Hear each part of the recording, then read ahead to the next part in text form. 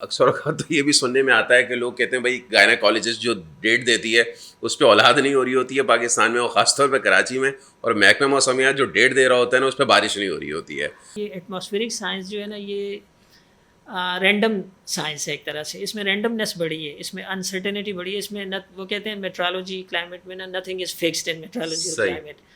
कि वो जैसे आप स्टेज के अदाकार को कहें ना एक एक कोई एक्ट वो प्ले करे, तो एक टाइम पे तो जिस तरह करेगा आप दूसरी दफ़ा कहेंगे तो हूबहू उसी तरह से प्ले नहीं कर सही कह पाता। रहे तो हैं। एटमॉस्फेरिक का भी कुछ इस तरह से का बिहेवियर होता है। ये अच्छा। लीनियर चीज़ें नहीं होती, ये थोड़ी-सी केओटिक होती हैं इसमें। सही।